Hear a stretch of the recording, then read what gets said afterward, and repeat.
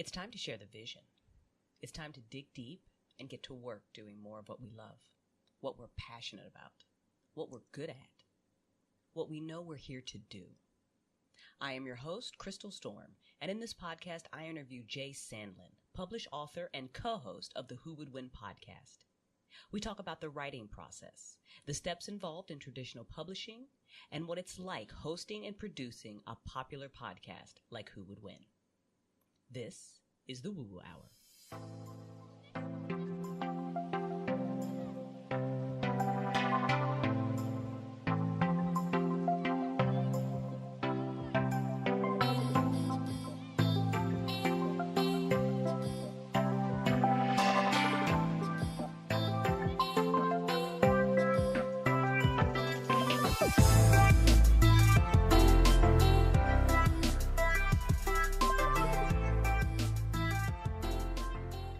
What up, everybody? Woo woo!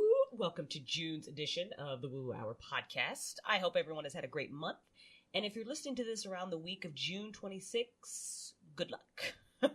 The astrology forecast that I listen to all say this is going to be a very interesting, challenging week for many of us. So, hang in there, guys. Surround yourself with friends, exercise, maybe meditate a little bit more this week, be prepared and do amazing things. All right. I want to give a shout out to our supporters over on Patreon and those of you who are getting this podcast a day earlier than everyone else. It's early access without the bug. So that's what's up. Thank you guys so much for your support. If you are listening to this and you are not supporting us over on Patreon, you can too. You can support this podcast and the other creative work that I produce monthly, and you can do so for as little as $1 a month. So you can find me on Patreon over at patreon.com/mind of a creator. And of course, all this information will be down in the show notes. So some quick updates. I am full steam ahead on Sonarchy Book 3, title forthcoming, talking to Jay, who is a fellow author. It was really inspiring. And I was also kind of in the process of getting my ass in gear to finish the third book anyway. So it was just helpful. I did a lot of file organization over the weekend. I took like all the million word docs that I had and I finally got them over into Scrivener and I organized all my research and I've got, lots of stuff to read and all that good stuff. Now I really just need to go through and label scenes a little bit better because I literally open up Scrivener and it's like scene 1, scene 2, scene 3, and that's great. But I'm like, what are these scenes? Because I don't always write the book in chronological order. So I tend to kind of jump around a lot and then pieces kind of fall together. That's always worked for me. So I definitely need to go back and label these scenes better. And then I can really just jump back into the writing. So that's the goal there. I want to have the manuscript ready to send out to a professional editor by the end of the year. I'm hoping I can get it done sooner, but we'll see. By the time I send it out to pro edits, I want to have gone through it a few times. I wanted to put it in the hands of a few of my trusted beta readers, and then I'll send it out for the big girl stuff. So that's that. Over in fan fiction land, I am working on getting my SWOTOR, fan fiction turned novel legacy audio chapters up on my YouTube page and my blog. That's going to be an ongoing project, y'all. I do have quite a few chapters that are already recorded, and I'm trying not to be too judgy on audio quality. The struggle is real. The struggle is real. My current Dragon Age fan fiction, Her Story, is up to chapter 7. I'm hoping to have chapters 8 and 9 done this week and into my beta readers' hands, fingers crossed. As always, you can find all that stuff over on my website, inthemindofcrystalstorm.com. You can also find the fan fiction over on Archive of Our Own. My username is Darth Storm. That's a true story. That's the username over on Archive of Our Own. For this podcast, just some updates for you guys. I really want to start kicking this out bi-monthly. It's definitely something I'm working towards. I'm very, very picky with the guests that I select for the WooWoo Hour, and that can make scheduling and frequency past a monthly thing challenging, but it is in the works. I would like to get this out at least bi-weekly to you guys. So if you have any suggestions for guests, or you yourself want to be a guest over here on the WooWoo Hour, don't be shy. Speak up over on our Patreon community page, or you can use the contact form on my website and you can shoot me a message. I absolutely love hearing from you guys, okay? Also, if you are a geeky gamer type, do not forget that you can catch me live on Twitch 4 nights a week. Just drop me a follow over at Twitch TV /WePlayGamesOnEasy. E3 blew my mind, y'all. Blew my mind. There were too many games. We live streamed E3. It was a blast hanging out with the We Play Games on Easy fam. What up, y'all? I already had like a backlog of games to play, and the Steam Summer Sale is going on, and now there's all these amazing games coming out. Like September is like Shadow of the Tomb Raider, and then Assassin's Creed Odyssey comes out, and I still need to play Vampire, and Last of Us 2, and there's another one I'm forgetting. I'm pretty sure there was like 3 that are coming out just in the fall, winter months, and I was just, oh my god, there's too many games. So, yeah, we've got a lot to do. There literally is not enough time in the day. There's not. So, if that's your thing, guys, definitely hang out with us over on Twitch. We have a lot of fun. The interview that I am sharing with you guys today is a really, really enjoyable talk that I had with Jay Sandlin. And you're going to hear Jay's bio and all that good stuff in just a few moments. But I met Jay over on Twitter, of all places. And that's really where you can engage with him and the rest of the Who Would Win crew and the Who Would Win fans in their geeky debates. And I encourage you guys to do so. It's a lot of fun. It really, really is. It's very lighthearted. It doesn't get snarky. It just gets really, I don't know, sassy, I guess is the right word. And it's hilarious. It is hilarious. So if you were a comic book fan, or, you know, you're just a big geek like a lot of us, and you just love these superheroes, and just not just superheroes, but pop culture icons and heroes and that sort of thing, and villains as well. Just check them out. Absolutely. And you're going to hear from Jay about the podcast and the other stuff that he's doing. And of course, there will be links to everything down in the show notes. You just never know who you're going to meet. You never know where you're going to meet them. It's a strange world, guys. It's a strange, strange world. All right, that's enough for me. Here's the interview, everyone. Enjoy, and I will talk to you next month. Maybe sooner. Who knows? Who knows? Who knows? All right, everybody, welcome to another edition of the WooWoo Hour podcast. I have a very, very special guest tonight. He is one part of a team, and it's a really great team that I stumbled upon on Twitter, because you guys know that I geek out, and occasionally I geek out on Twitter, and that's how I found these guys. So tonight we have on Jay Sandlin. He is a writer, and he is the co-host of the Who Would Win podcast online at the Who Would Win show. And if you want to find them real easy on Twitter, you can just use the hashtag WhoWouldWin, and you'll get so much. And I really encourage everybody to do that. It's a great podcast. You'll literally be pulled into geeky discussions when you're supposed to be working, and we know you're not working anyway. We know that you're procrastinating because you're on Twitter, so it's fine. Jay also plays the hashtag game, What Happens Next? This is a weekly story prompt. Basically, you take the prompt and you run wild with the ideas, and that is every Monday, and you can do that by following Jay, and his Twitter information will be down in the show notes. Jay is also a self-published author. In the past, he has published Outbreak Mutiny and Little Wolfie at River Hill School in 2017, and just recently, he signed with the Corsavero Literary Agency. Maria Corsavero as his agent, and this is after attending their writing workshop in August. So Jay and I have a lot to cover tonight. Jay, thank you so much for being on the podcast. Oh, thank you so much. You did a great job with that intro, but I do have to correct my agent's name because she's such a great person. I do this all the time. Go ahead. No, don't even. It's Marissa Corvisiero. Oh, that's it. Marissa Corvisiero. Got it. Corvisiero. I don't think you have to do the accent. No, I'm from Alabama originally. I founded my own country called Shortlandia recently, but I still maintain the traces of my Alabama accent, so I can hear it. I had to. Oh, that's just great. Yeah. but it's okay, Jay, because I'm a Southern girl, so it's fine. Yeah, where are you from? I was born in Virginia. Oh, okay. How many schools were named after Confederate generals? I couldn't tell you because I spent a little bit of time in Virginia, kind of my elementary school years, and then I moved on to North Carolina. So I went from not quite the Bible Belt to, let's get real in the Bible Belt. It was great. Well, okay. That escalated quickly. Yeah, it's so fast, I tell you. So, Jay, you know what? Let's start with, I actually want to talk more about your country and if we can come visit and if we need like a visa to get there. But let's segue away from that for a second. And let's start with the Who Would Win podcast, because that's how I found you. That is how I found you guys. Yeah. Because I'm also a writer and I'm also a podcaster. So how did you make the jump from writing to also doing podcasting? Well, a lot of writers can probably relate to this feeling at the beginning of this journey. You ask yourself, where do I go? How do I start? What do I do? Because writing isn't just about writing a great book. It's not about finding the proper adjectives or getting the grammar right and then publishing anymore.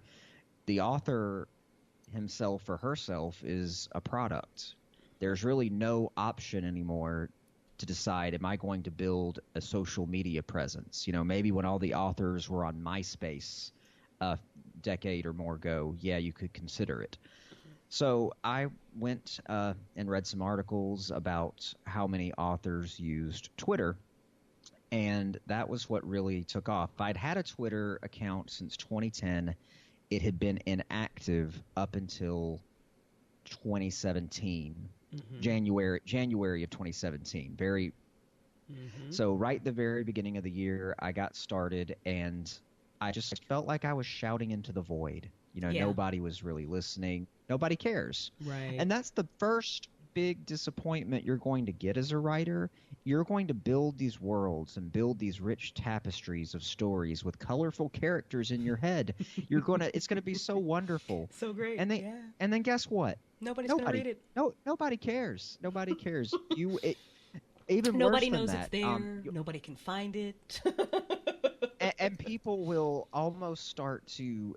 You'll almost feel people edge away from you if you start talking about it. It's a change. I've had to really adjust myself because I would get in the habit of info dumping on my friends. And after a good friend intervention, one of my good longtime friends had to say, "Man, you're kind of becoming a Toby Flenderson." Oh dear. Did you ever watch The Office? You know what I mean by that? Yeah, a little bit. I caught a couple episodes. It's harsh. Only a couple. Yeah. I have seen every episode of The Office multiple times, and as Toby got into the later seasons, he decided he was going to be an author, and everyone hated him so much more because he would just sit and describe the plots of his crime novel books that he wanted to write about his character Chad Flinderman, the super spy, and his nemesis Dr. Lucifer Wu, the least subtly named character in all of fiction. So yeah, it's pretty good. In any event, the podcasting got started because I remember seeing podcasts all over Twitter, and I was working on my first fiction novel was going to be a superheroes in alternate history story, because I am a history master's as well as writing and owning businesses. Okay. So I was going to do superheroes with history, two of my favorite mashups, and I just thought this was the most brilliant thing ever. How do I get the world to know? So I decided I should start going on podcast because I didn't want to have to learn how to make a podcast. Cool. I understand that. Right. That was going to change. That was going to change later. And okay. I just when I started going. So I started just making contacts. When you're on Twitter, you want to, as an author, you don't want to be an ad. You don't want to be a human ad. Yeah. You don't want to post buy my book, or various variations of buy my book. Yeah. You have to engage. And when you start engaging, you start building relationships. Relationships tear out into, further contacts. But my greatest relationship was with Ray from the Naked Porch podcast and my podcast partner, James Gabsey. We all kind of found each other with Ray's podcast, which we loved. It was so good. It had nothing to do with superheroes or comics. It was just any subject, any discussion goes kind of talk. Right. So nice. the three of us had gotten together and talked about making – it was all James' idea. James wanted to have a debate show over who would win between comic characters because it was something that would always generate lots of engagement when you're looking for something to put on Twitter. Absolutely. It was a good call. Yeah, well, James had also written a book, and James was ahead of me. He was doing really well on engaging with people on Twitter. Mm-hmm. And something that we both started doing was posting just images of matchups.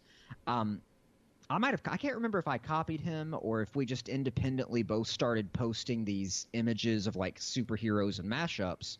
But I do remember I posted one about, this was in April, May of 2017. I posted one for Luke Cage versus Captain America. Mm-hmm. And it just got so much engagement, people debating about it. I bet. Yeah, that's a good one. So James and I decided that needed to be the beginning of a podcast. James, he asked if he could call me up. He called me, and we talked for a long time about his ideas and what he imagined the podcast eventually becoming. So we just recorded our 30th episode. Congratulations! They're great, guys. Definitely check. They're so good. All right, what's been your favorite so far? Oh, okay. And so, do not take this as disinterest because I'm one of those people that's just terrible with names. I'll forget my best friend's name. But it was the one where you kept arguing that James was introducing a third party. Oh, that was Captain Marvel versus Shazam. Yes, so far that is just for LOLs. That was one of my favorite ones. But I need to listen to your most recent one, the Darth Maul one, because that was I'm really interested to see. I've been so busy that I have been staying away from Twitter, so I don't know who won. Don't tell me yet. I don't want to have my heart broken. I just want to go and listen to the podcast and find out what happened. I hope you like it. I think that episode turned out really well. As far as my episode trying to argue the third party, I'm glad you liked that one, even though I ended up losing that one. I know. I'm sorry. Yeah, I'm I know. sorry. I know. It's... I also want to just rewind it because I really want to just reiterate what you said when you were talking about marketing on Twitter, because I see so many authors doing this too, and you read this all the time when you talk about social media and how to engage. And if you're reading anything worth its salt, it's always telling you that you got to network, that social media is a conversation. And we roll our eyes, right? We read this stuff and we're like, yeah, whatever, I don't care. We're authors. We don't want to talk to anybody but the voices in our heads. But it's true. That's literally what you have to do, especially because Twitter is so fast moving. Especially because 9 times out, you think Facebook algorithms are bad. Twitter is just nonstop. Sometimes I have to go and look for you guys to even find out what's going on with your podcast, and I respond to you all the time, So just reiterate for all the authors listening, you have to find a creative way to just meet people and jump into conversations and have them, because I see author ads just scrolling down my feed all the time, and I get it, Every now and then you should put one up, but that should be like one in every 100th post. In between you all can the put other them up. stuff you're doing, Well, the thing about it is you can put it up. You can make it your banner. You can make it your profile page. Your bio will have the links. Absolutely. And even your pinned tweet can stay your links. Absolutely. But if people are engaging with you, those are the things they'll seek out. Exactly. I'm hoping. I don't have really any books to promote at this point, though. We mentioned self-publishing 2 last year, and only one is actually available, and it's only. I took one out of print, the one that eventually became the superhero alternate history Outbreak Mutiny. Wow. After several drafts, I chose to take it out of print. Why? Well, that came after. For one thing, when I self-published it, I had no clue what I was doing. Yeah, I understand that.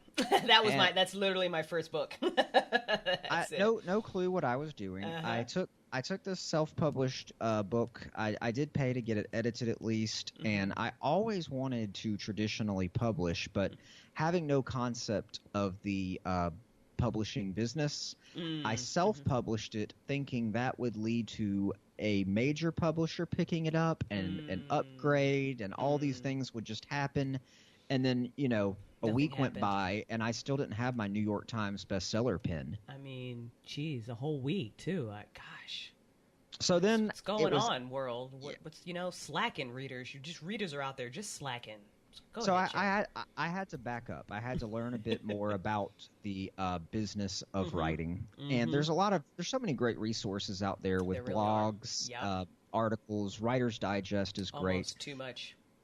But nothing beats going to a workshop and learning it from people, talking with people in person, and people actually in the business. And that was what I did a year ago when I went to the Corsiviero literary workshop.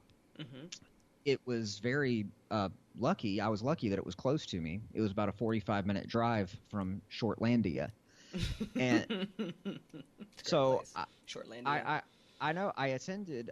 What really attracted me, aside from the workshops, was the opportunity to pitch to agents live and in person. Right. Writers who are looking for agents are familiar with the process of querying. It's nothing anyone likes to do. Nope.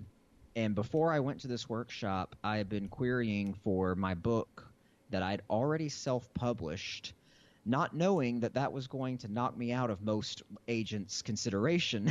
But I'm just querying on it. I got about 130 cold rejections. And not understanding why. Right. Not understanding that there's a certain way to craft a query letter. Right. There is a certain wish list that each agent has that you have to look to meet. You have to do your research, not be a spammer. And even if you do that, cold queries are, rarely effective. I don't know. It can happen, but, so can winning the lottery. True. That's very. So it's very interesting to listen to you tell your story, Jay, because you and I have a very different approach to the publishing. I like that you went in it in a way that you're like, I'm going to self-publish to traditional publish. Whereas, what I'm going to do with my third book and my approach to publishing is I'm just self-publishing all the way. So I really like talking to you to get that different perspective. It's interesting. It is. Well, here's the way I look at it is this, because and when I went to the workshop, which was put on by a traditional literary agency, they had nothing negative to say about self-publishing. They had nothing negative to say about traditional publishing. Right. But Marissa presented the facts on both sides, and you and I will probably be. It's basically pick your poison. Right. If you're going to be a self-published author, in your case, you're wanting the control, the freedom, and the responsibility. You want to have your hand. Yeah. That's a good word. But if you're gonna do that, you've got to be a hustler, Yeah, it's true. It's true. So Absolutely is true. Yeah. So I considered that, and then I got stopped cold in my tracks when I was told, like, this book I've been querying for the last 3-4 months here, because I hadn't had it online for long. If they wanted to pick it up for traditional publishing, a regular publisher, I'd have to show some serious sales. Yeah. And I wasn't really trying to do that. I was trying to get it out to agents. So I was like... Not that way. You're like, not that way. Got it. So I know. So I drove home from the workshop, called my sister on the way home, and said, I need you to order as many copies of my book as you can. Save them, because I'm about to literally go home and unpublish it. It's going to be out of print. Right. So she ordered some. I ordered some on my own. I made sure that it was out of print, and from there I went back to what it was when I went to the workshop. What really attracted me to it again was the chance to pitch to agents, and pitching my book to the agents in person. I got requests from each pitch for more chapters, which that point had never happened in the cold emails. Right. Okay, so you're doing something that's probably going to give a lot of other authors like heart palpitations, and they're sitting here listening to this breathing into a bag. Okay. So you just went to this workshop, you walked over to agents, and you pitched them. Tell me a little bit about that process. What did you write up beforehand? Where did you read? Where did you go to prepare yourself to do this? They gave parameters. You had to sign up for the agents ahead of time. Okay. You had to look at their wish list and make sure you fit. And this particular wish list for the agents that were there was almost like, we'll take anything young adults, but we like this. So I was able to I was able to fit. Okay. So I tried to pitch to as many as I could reasonably fit my genre with. That's the first step. You got to make sure that you and the agent have similar goals, similar taste. I guess like your first date, if one person shows up and says, "Hey, I'm looking for a stable relationship with a wife and kids and, 2 kids and a picket fence," and the other says, "Well, that's all well and good, but I was more interested in a flirty right. kind of off and on type thing," it's not gonna work out. So Right. So I made sure it fit to begin with, and then I read that all pitches were timed. You had 5 minutes.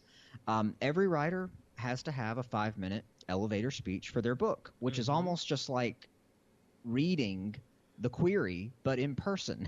Yeah. So that's really what it is. Better than what you write on the back of your book, guys. Like something that's really, you're selling yourself here. So get a friend to help you, preferably one that knows what they're doing. Yeah, there's a series of YouTube videos by another author and editor. It's called iWriterly that I liked to use, and I still don't think I'm great at writing queries, but I am good at presenting and pitching in person, and that was how I got to the next step. Because if an agent likes you on the quote first date, they'll ask to get to know you a little better by seeing selections of your chapters. Depending on the agent, they could ask for the first 3 chapters, the first 5 chapters, the first 50 pages, whatever their preference. So I went home, I sent those out. I couldn't wait, I actually, the air conditioner went out on my car. It was August in Alabama, and it was about 100 degrees in that car. So I was driving with like no shirt and trying to get home, and I don't think I even changed out of my sweaty clothes. I was sending them these pages. Right. You got home, you sat down at your computer, and you were just like, gotta get it out right now. Don't let them forget me. I got you. Yeah. And that led me to find the next important tool I needed for traditional publishing, which is patience. And I don't have a lot of that. I understand that. Yeah. How long did it take? How long were you just kind of waiting in the dark? Oh, goodness. Let's see. August, September, October, November. I signed my contract with Corsiviero November 1, and that actually came from Marissa. I signed with Marissa, and we had a great connection, and things were going well. They were looking at my book. They gave me some notes on it, and early January, I get a message that she needs to call me, and they've decided to shelve that book. Ooh. They said, for various reasons, it had to do with editing reasons, style reasons. There are a million reasons in traditional publishing that your agent or your publisher, your editor, whoever you are with, may say, we're going to shelve this book for now, but we'd like to keep you on. And I'd already talked to them about a work in progress. That's where I'm at right now. I signed in November, but I'm still not traditionally published, and that's still very early in the game. But I wouldn't change anything, because everything I've done and learned has improved my writing and got me to the point where maybe I'm ready to be traditionally published. Because when I slapped that self-published book out on, a year ago or more than a year ago now, I had no clue what I was doing. I would not have been ready. So I'm thankful I took the time in the workshop and took the time to talk to agents, talk to other people in the industry, getting to know it, and, just having a good time while I'm doing it. Because if you don't love writing, why bother? Exactly. If someone tells you you have to keep writing and that's a deterrent for you, maybe you're doing the wrong thing. Accurate. Very, very accurate. Let me ask you, Jay, because you said that, you had this great idea for this book. That's what you've been pitching to them. That's what you were going to go with. And then you got that phone call that says, no, we're not going to do this one. But hey, we still like you. Was there like a really harsh moment of like rejection that you had to deal with? Because I know how attached as writers we get to our stories. So I mean, just me listening to that, I'd have been like, "Oh hell no! What you mean you don't want my story?" You know, I'm like, or Exactly. I'm like mentally throwing a temper tantrum for you. So how did you take it? And because you sound like you just kind of rolled with the punches there. So was there a moment where you just, set stuff on fire, in your house, or like how did you deal with it? I think that part of what you said is accurate. There's definitely frustration, Mm-hmm. but Mm-hmm. I did roll with it for the most part, and the real Okay. reason was because I had become a better writer than I was when I first handed in that book. Gotcha. And Okay. I had gotten to the point where I was working on this work in progress that I'm in my final edits on now. Mm-hmm. Big quotation marks around final. Mm-hmm. Uh, Mm-hmm. Yeah. I'm in edits, I'll say that. Yeah. Yeah. Mm-hmm. But this other book, I had worked with it, I'd rewritten it, and they told me the reasons. I agreed with some, disagreed with others, but we didn't Right. close the door on it. We said, let's come back to that. We'd like to see the work in progress. Okay. Okay. So you had out, I mean, and even it sounds like mentally you had kind of already moved on into this new writing space, so it didn't hit as hard, I think, maybe versus if you hadn't been writing anything at all, if you'd kind of just been waiting with this one book kind of ready to go. Yeah, and I had a friend I talked to who had read the book in earlier drafts, Mm-hmm. and I went and told him about that, and I was venting, probably a little bit like what you were saying, like you might vent to your friends, Mm-hmm. but he said, "Man, you know, if you were in music, would you really want to be a one-hit wonder?" Mm. And that Fair really point. clicked with me because one song or one book shouldn't define any artist. Very true. And so, I just kept writing, and I'm going to hand in this manuscript soon, and I'm already got another one in mind, so I'll be working on it. But then, of course, I'll have to go back and do edits on this one Mm-hmm. It never if it ever can, get, no. and then, and that'll just be edits from my agent. From there, they'll Mm-hmm. if that works out, they'll put it on sub, which means that it's going to editors. Mm-hmm. And that's a Of whole nother round of edits. Yeah. Precisely. Well, first you got to get picked. So Yeah. your agent really becomes your agent is almost shopping for an agent, just like you were shopping for them at that point. Right. Right. Right. Exactly. It's a process. Oh my Oh my gosh, God. yes, Yeah. it is. It Yeah. Yeah. is. But you're gun ho about it. That's fantastic. Oh, That of is course. fantastic. Tell me a little bit. Let's dive a little bit into your writing process here because you're a dad. I believe you're married. I don't know how many kids you have, but I heard a cute one before we started recording in the background there. So, and I mean, I'm single, fancy free, and I still have trouble time management. So, what's the writing process like for you? I try to write every day. Okay. Wherever I can, when I can. Mm-hmm. And for the writing process, I didn't develop a writing process until probably this manuscript. My writing process before this manuscript was um, chapter one, race to the end, finish, and go. Right. That's Okay. Okay. it Got was. you. Yeah. Yeah. Yeah. Yeah. I was a kid finger painting with my Mm-hmm. writing. Mm-hmm. Mm-hmm. But It's a the good funny thing, analogy. I like that. yeah, and I probably wrote a total of, let me see, before I self-published, one, two, three, four. I've written a total of 6 books if you count my children's book. Mm-hmm.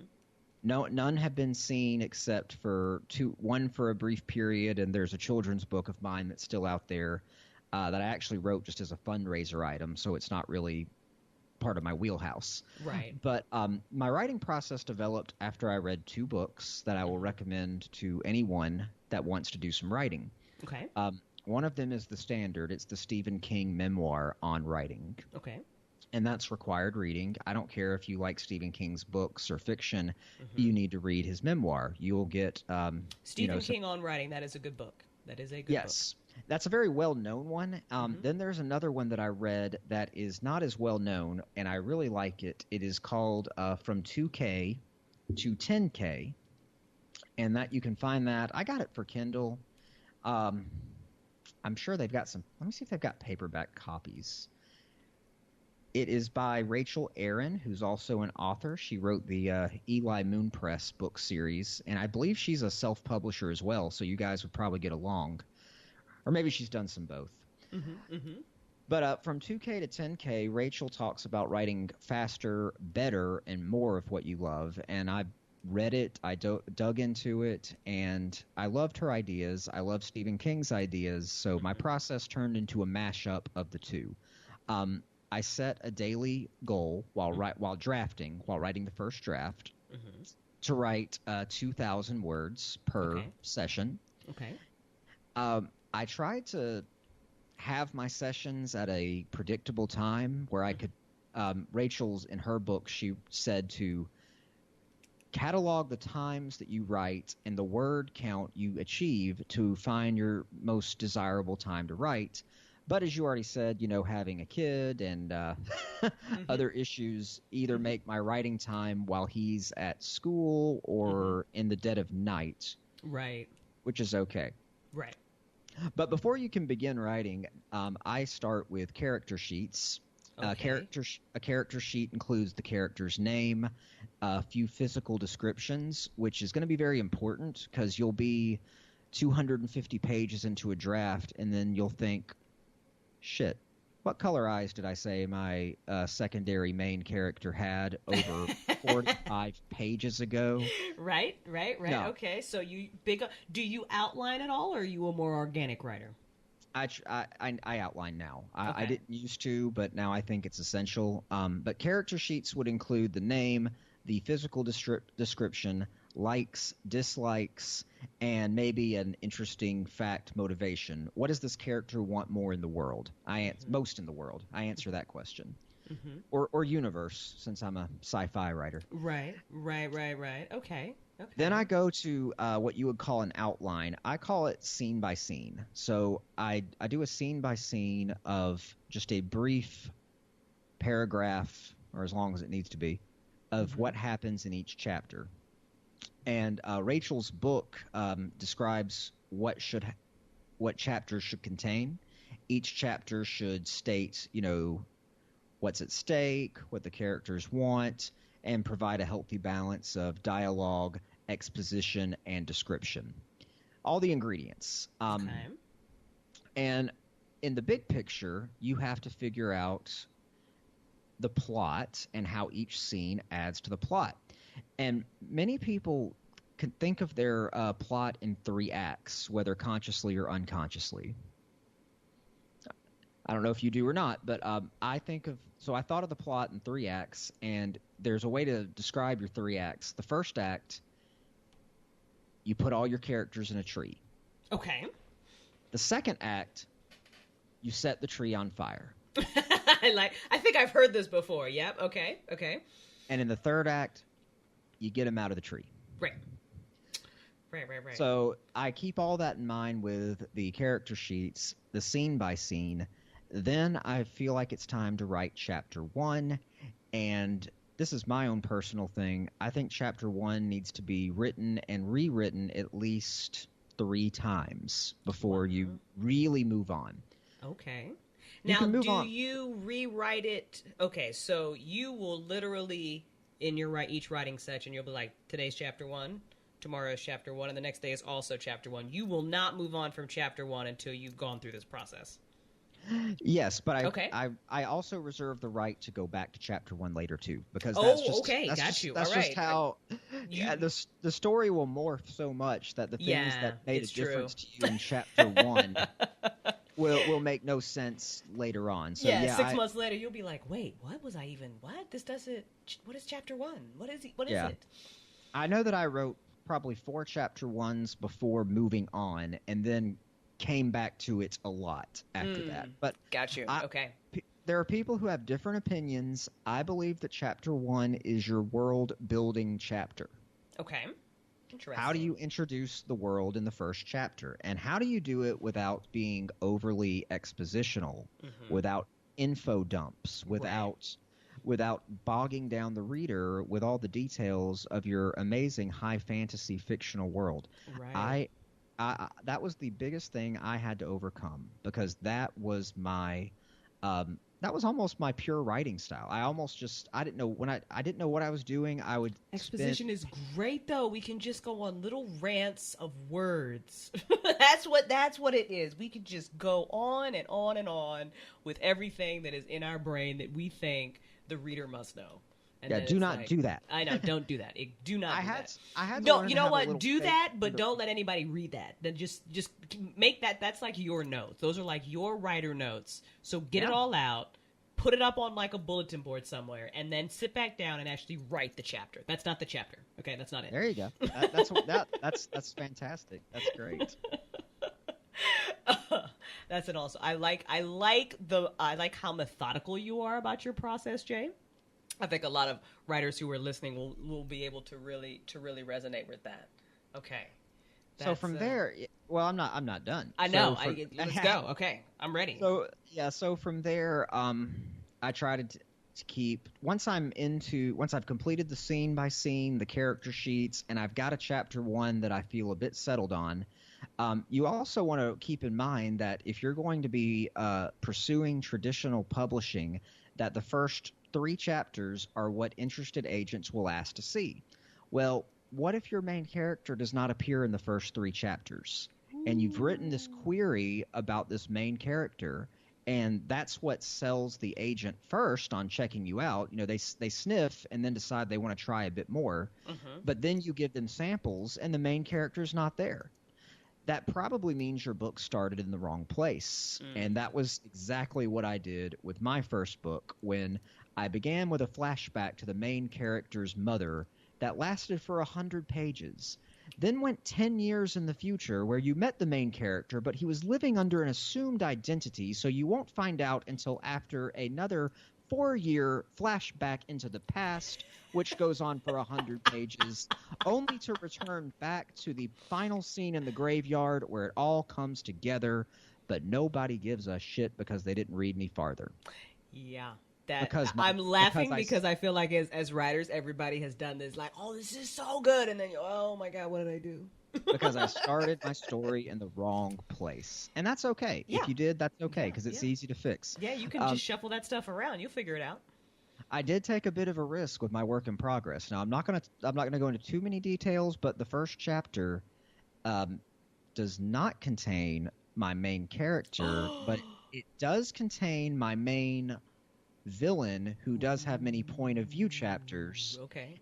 And it doesn't go for more than 5 pages. So an agent would still see it. Now, I already have an agent, so she's going to read, hopefully the whole thing. Mm-hmm. We'll have you back on in a couple months, Jane. You can tell me if this worked. Or more than the first chapter. You just need to read more than consider that if your protagonist does not appear in a 3-chapter writing sample, that you may have started your book in the wrong place. Okay. And then getting the first draft out is the hardest to finish anything from start to finish in a story, whether it's a rough draft. It is. You've accomplished a lot just by going from start to finish. You've already put yourself above a sizable percentage of anybody out there who's claiming they want to be a writer. Absolutely. 100% agree. And that's such a great feeling too, isn't it, when you finally finish it? Oh my gosh. But guess what? No, you're not done. That you finished it either. Yep, that's true too. Give yourself a pat on the back, ask your mom to stick it on the refrigerator and then move on. Mm-hmm. So from there, I do have betas, and if you are not letting others read your work, I've talked to writers who said, I will never let anyone read my book until it is published. Well, you're doing yourself a disservice. You need people who will be honest, who will be informative, and will not be afraid to tell you, hey, this part sucks. You need to change it. Yeah, you do. You need and that's really highly encourage people to have. You gotta have and you really need a team of beta readers. Now, do you give them a sheet that you are, or they kind of just, they know, you kind of have the conversation with them, hey, this is what I'm looking for, this is kind of what I want you guys to give me feedback on, or did you just send them it and you're just like, don't hold back, let me know what's up? Yeah, I don't send a sheet. Okay. I've never thought about that because Okay. at the end of the day, these are my friends, Right, and I don't right. want this to feel like a job for them. They have Right, enough to do right. with their lives. However, I do ask pretty thorough follow-up questions based on their responses, but Interesting. Okay. I try to make them think we're just having a conversation, you know. Right. Jay's being all slick about it. Nice. Well, I really like your writing process, Jay. It's good. After I've got the first draft finished, after I've gotten my notes from my betas and gone back and corrected some of those, I go into my first round of edits, which is going through the book line by line and making sure that every sentence kicks as much ass as possible. I like Because that. Okay. I sucked at writing sentences when I began this book. I mean, I thought that I was, Virgil or, the author of the Aeneid. Yeah, I couldn't write a sentence to save my life because much like my writing style, I bogged down these sentences with so much extra information, inflections, dots. I was the master of the dots. Stop with the dots. I will use a comma like it is nobody's business. I have that in common. I love commas. They're great. I put them everywhere. Okay. But the book that I picked up to help me with that was called my mind just went blank. It happens. It's okay. Oh my gosh. I'll put the little Jeopardy theme song in this part. It was the best of sentences. It was the worst of sentences by June Casagrande. And I've interacted with June many times on Twitter to tell her how great this book is. And check it out. The first sentence of the book is, "This sentence rocks." I love it. I'm reading it now. That's it. That's all. It's sold. The book is sold to me. Done. Yep. So that's once I go through the round of edits with strengthening, and then you also want to make sure you are cutting in this round of edits, because I wrote 89,000 words for this young adult sci-fi fantasy manuscript, and my goal in the edit was to cut anywhere from 5,000 to 8,000 of those words. Wow. Now, where did you get this number? Did you get it from research, or was it just like, that's the number? I got that from Stephen King's book. Okay. His writing process is similar in that he goes into the second draft with the intention of cutting 10% of the manuscript. Okay. He was actually a little more extreme than I was, and I'll probably end up having to cut more later, but yeah, I was shooting for anywhere from 5 to 10% cuts. Just cut the fluff, cut the extras, make what you really have polished and stand out. So that's where I am right now. I'm almost finished with that. And once I'm finished with that, it will be time for the Kindle Read. And what is the Kindle Read? The Kindle Read is where I upload my book onto my Kindle, wait a couple of days. Now, Stephen King says he waits 6 weeks before he has his reread. But, we're not all rich and famous authors. Right. So I feel like that's a really long time. Yeah, but he's got a point, because he says when he picks it up to read it again, he wants to rediscover what he wrote with fresh eyes. And that makes total sense. That does. So the question is, how do you do that when you don't, have the time, the patience?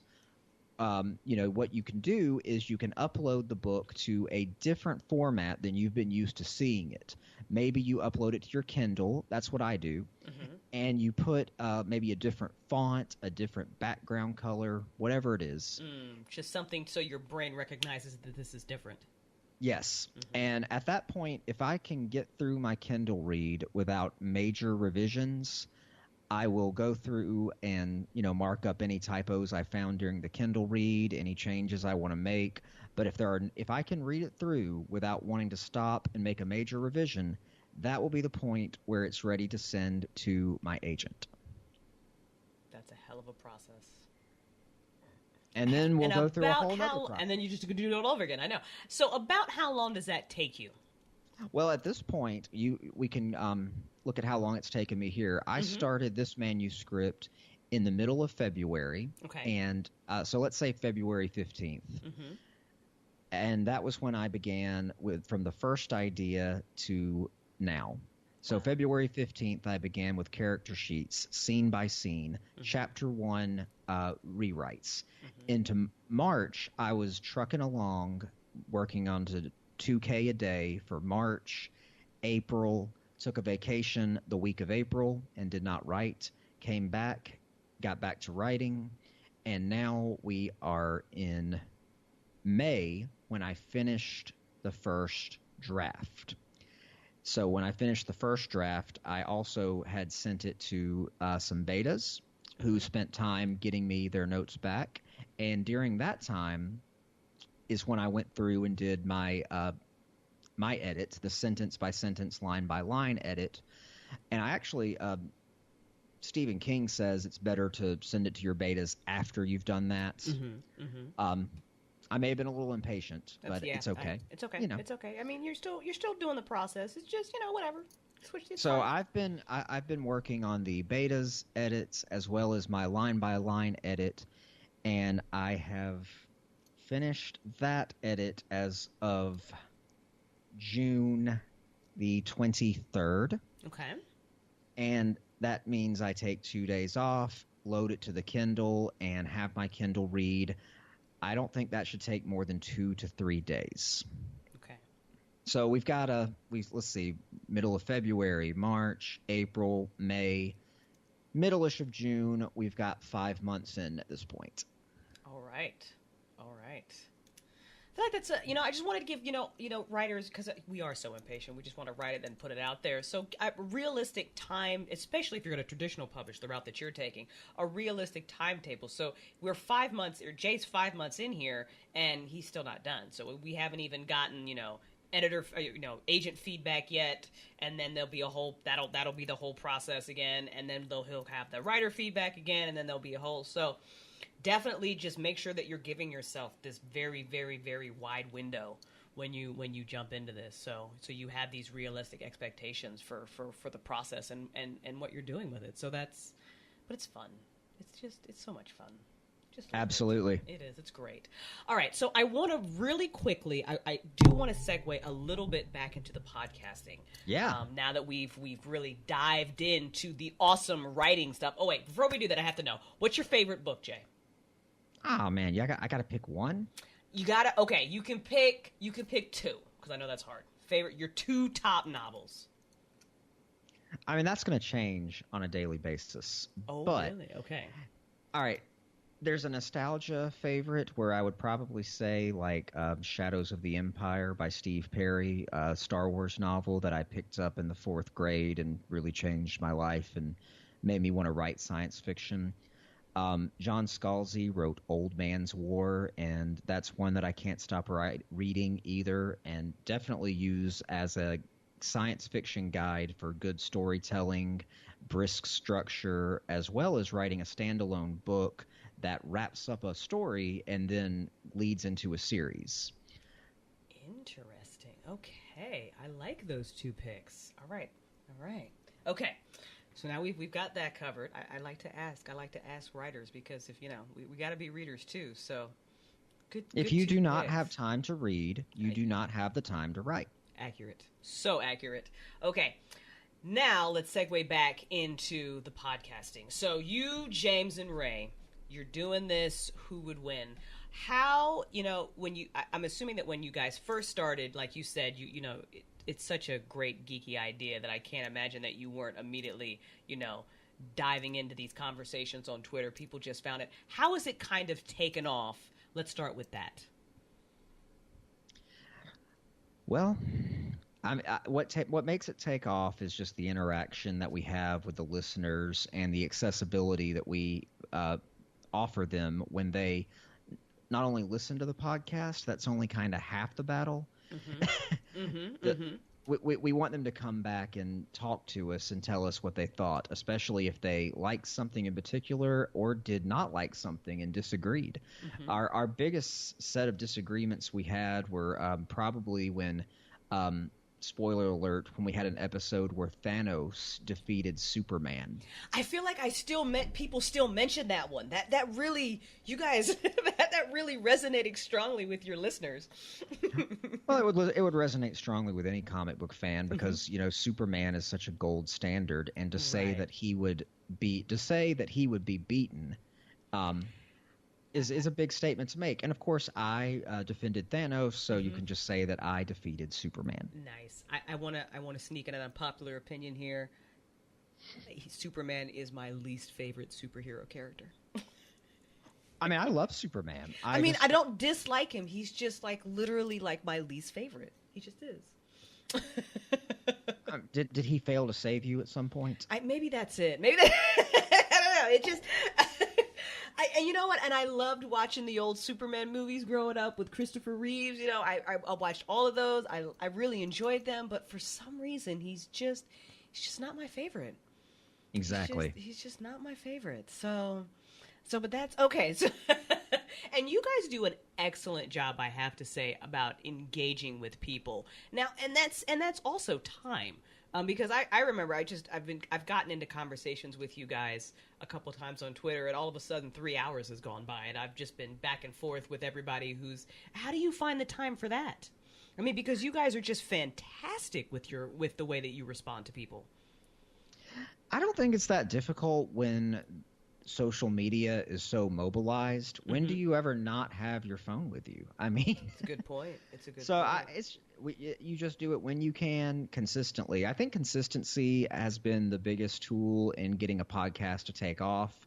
We have been trying to be much more consistent about when we post shows, and the last few we've been consistently posting on Monday nights weekly. I'm hoping that continues. We also created a consistent format, and that format, I think, contributed to a lot of the success, because once you have, much like writing a book, really, once you have the scene by scene, the outline, and your acts all in order, everything else kind of fits around that. So that was how we approached the show. In the beginning of January, we started with this new format. We added to it, played with it, but stuck to it. And the episodes. That trial and error that you guys got that format, or was that James's idea? Or literally just kind of a trial. Now, did you ask, kind of listeners what they liked, or was it you guys just listened to it and you were like, oh my God, that sucked? How did that go? We definitely took feedback, but yes, we also said, wow, that sucks. And I gotta say that James is responsible for pretty much all the formats. He's responsible for that because he's a producer. That's how his mind works. Okay. But it was trial and error, because we had several episodes and then said, okay, here's the format, and from there we've played with that, and I love it. I love how it's taken off. Yeah, it's really good. You guys have done just a phenomenal job with it. Now, how much? Let me quick geeky question, because when you listen to the Who Would Win podcast, you and James really do your research on this. Like, I like listening too, because I'm not that much of a geek when it comes to a lot of these comic book characters. Like, for example, the Shazam episode, I didn't know anything about Shazam. So, and just listening to you guys debate back and forth about that one, I learned a lot. And I almost wanted to fact check you. Like, you were quoting like episodes and all that kind of stuff, and I was listening to it and I'm like, is that really true? So how much research do you do in preparation for these epically geeky debates? I mean, I typically just write a few notes 10 minutes before we go on air. So is that just because that you were that much of a comic book geek yourself, or do you just hit up Wikipedia real quick? No, I don't rely on Wikipedia. I am that much of a comic book geek myself, yes. Okay. I was reading comics in early elementary school because my mom took me to a chain of grocery stores called Big Star that carried them. And I was reading the Archie comics first, and that I got into Sonic the Hedgehog, and then I wanted to get into more superheroes, because I'd always loved the animated series that Marvel had on Fox in the 90s. And Spider-Man was by far my favorite. Okay. And the first Spider-Man comic I picked up was something like Peter Parker Spider-Man issue 70s or early 80s. It was It was a few issues after Peter Parker Spider-Man 75, which I'll always remember as the issue that ended the Clone Saga. The Clone Saga stretched in Marvel's Spider-Man titles for years, had no end in sight, and I only started collecting a few issues after it ended. Wow. And I spent years looking for Peter Parker Spider-Man 75, and to this day haven't found it. Listeners out there, if you know where this is, contact Jay. His info will be in the show notes, and he's going to pimp himself out at the end of this too. So if you found it, please let Jay know, okay? Please let Jay know. All right. I like that you guys are that geeky that, you literally are like, I've got, real quick before this debate, I'm just write some notes, and then we're just going to go with it. That is fantastic. Talk to me a little bit. I'm being sarcastic. We've definitely prepared. Yeah. I can't discuss my preparation method because I don't want James to get wind of it. Yeah, no, I understand that. And we're going to have James on as well here, so it would actually be hilarious. Maybe I'll ask you after the show what it is, and then I'll get James's too, and I just really, for my own, LOLs, I just want to compare how you guys prepare.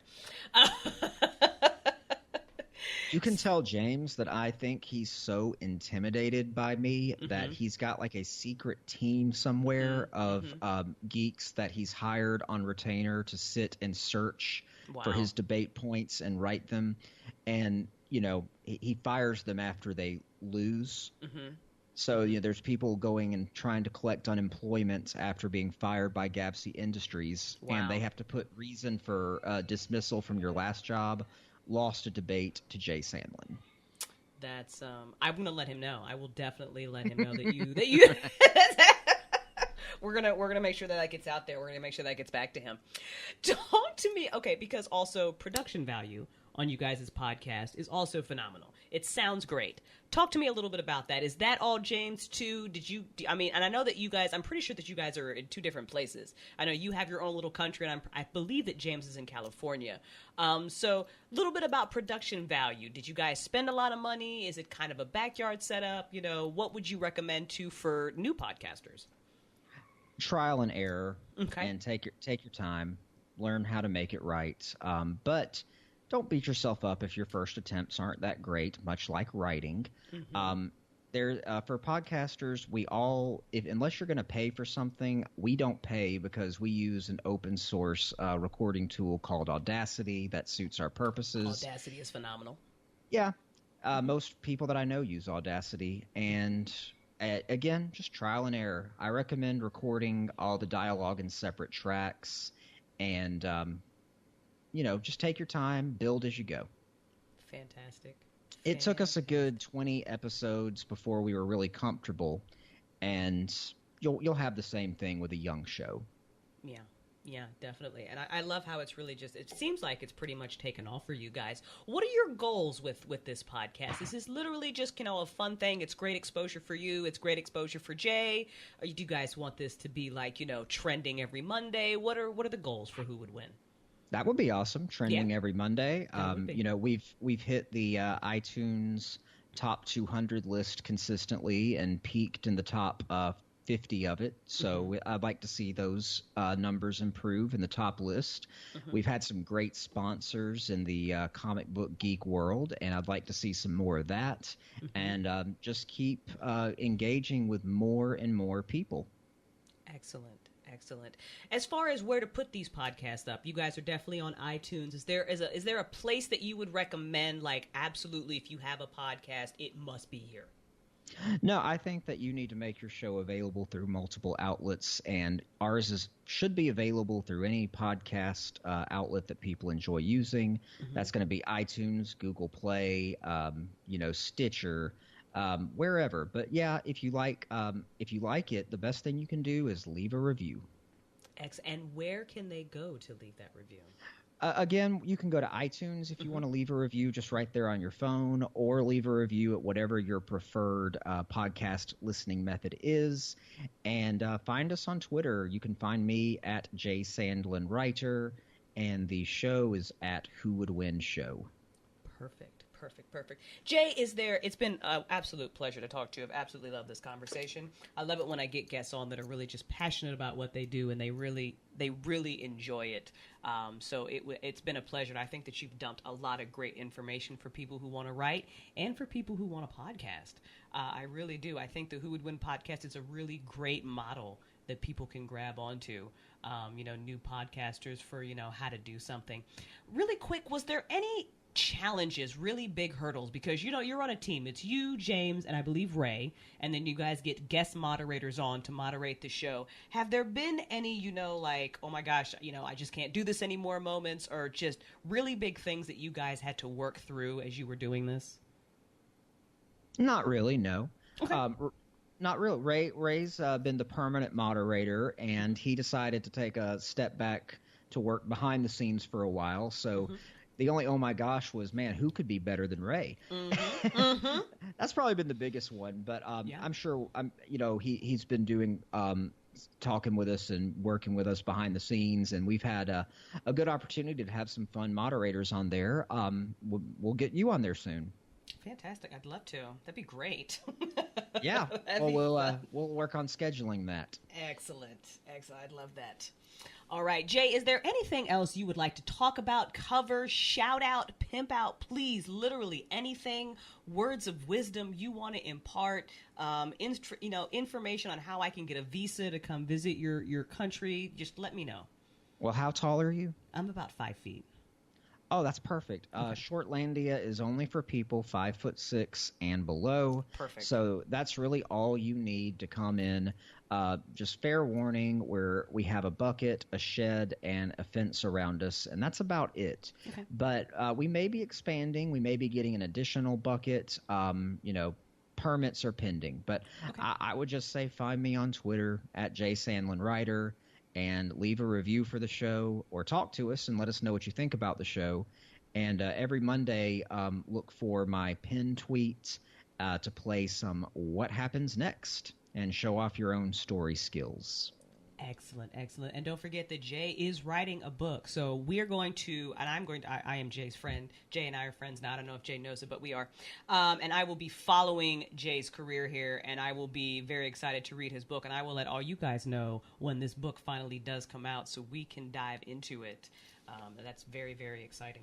Very exciting. So, Jay, thank you so much again for being on this podcast with us tonight. Everybody, make sure that you are listening to Who Would Win, and we'll debate it out. We'll see if you guys agree with the moderators and who you think is the better debater. Seriously, that's why I want to see in the comments tonight, or when this airs, guys. When this podcast airs, I expect everybody to listen to this, then to go listen to Who Would Win, and then say, who do you think is the better debater, Jay or James? I feel like I should start a poll or a fight. Uh-oh. I don't know what I'm doing. I don't know. It's going to be great, though. I can't tell the guys which one I like better because I have to interview both of them first. And then after I'm interviewing them, then I'm going to show them. I guess I'm going to have to rock a mug or like get my own T-shirt or something to show them. It's going to be, you can just use the hashtag, are you Team Jay or are you Team James? It's a great hashtag. It's gonna trend. It's so gonna trend. Well, James is an awesome, worthy debater. So you that's guys are a tough one. It is.